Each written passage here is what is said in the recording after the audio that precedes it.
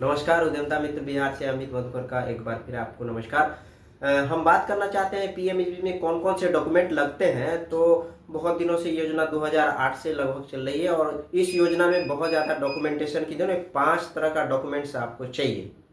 5 तरह का में जाति, Aadhaar card, PAN card, education certificate और एक जनसंख्या प्रमाण पत्र है जो संबंधित पंचायत के मुखिया द्वारा बनाया जाना है। अगर आपका घर अर्बन एरिया में पड़ता है या टाउन में पड़ता है तो आपको जनसंख्या प्रमाण पत्र बनाने की जरूरत नहीं है। पर दोनों में अंतर क्या है, जिस भी पंचायत का आवेदन होगा उस पंचायत के ग्राम पंचायत के हिसाब से उनको सब्सिडी 35% मिलना है। अगर आप नगर पालिका में आते हैं तो आपका सब्सिडी 25% मिलता है। मात्र 5 डॉक्यूमेंट दीजिए और 5-6 डॉक्यूमेंट में ही आपकी लोन की प्रक्रिया पूरी हो जाती है।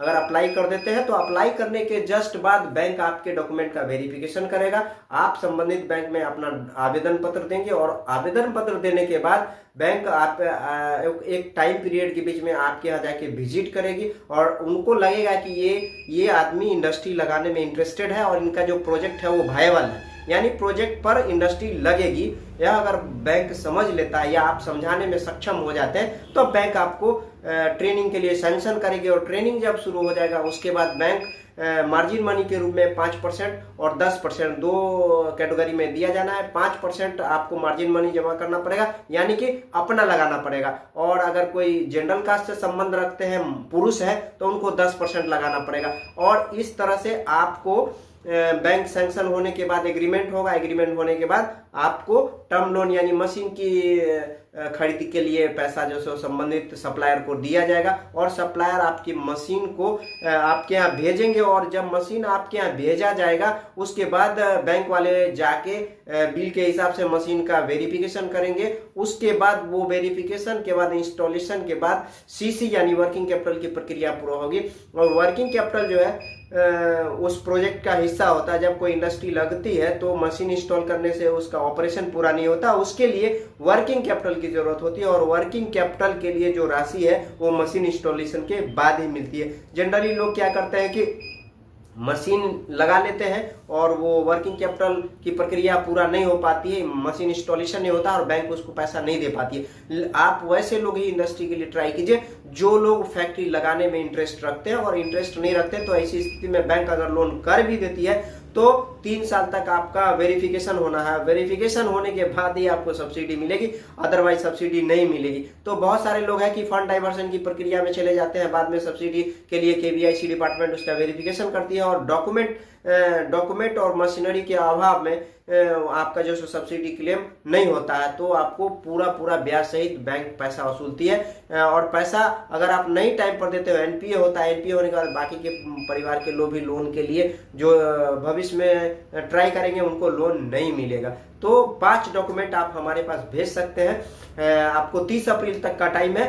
5 डॉक्यूमेंट मात्र भेजना है, आधार, पैन, जाति, एजुकेशन प्रूफ और जनसंख्या प्रमाण पत्र मुखिया का। अगर अर्बन एरिया में तो नहीं लगेगा। और प्रोजेक्ट रिपोर्ट एक बेसिक चीज होता है जिसमें कुछ खर्चे लगते हैं, लेकिन हमारे यहाँ पटना और समस्तीपुर के आदमी को कोई भी पैसा नहीं लगेगा। बाकी जिला के जो लोग हैं उन लोग को प्रोजेक्ट अगर आप बना के देते हैं तो संबंधित बैंक की प्रक्रिया हम पूरा कर देंगे। अगर प्रोजेक्ट हमारे यहाँ से बनना है तो उसके लिए बात कर लेना पड़ेगा और आपको बैंक भेजने की जो प्रक्रिया है वो हमारे एंड से हो जाएगी। यह वीडियो को हम बड़ा नहीं करना चाहते हैं। कुछ लोग पूछ रहे थे कि कौन कौन सा प्रोजेक्ट लगाना है, तो हमने बता दिया कि प्रोजेक्ट बहुत सारा है, कोई भी प्रोजेक्ट आप लगा सकते हैं। और प्रोजेक्ट आपके मिजाज का होना चाहिए। 5 चीज छोड़ देना है। खरीदारी के लिए पैसा नहीं देगा, दुकानदारी के लिए, किसी भी ट्रेडिंग के लिए पैसा नहीं देगा, सोना चांदी खरीद के लिए, घर बनाने के लिए, शादी विवाह के लिए, मकान बनाने के लिए, या वैसे चीज जो निषेध क्षेत्र में आते हैं जैसे शराब, मांस, मदिरा वगैरह का होटल या उसका कारोबार जो है उसके लिए सरकार पैसा नहीं देती है। बाकी लगभग एक्टिविटी के लिए जो मैन्युफैक्चरिंग से संबंधित है और सेवा से संबंधित है उन सभी सभी लोगों को बैंक लोन देती है।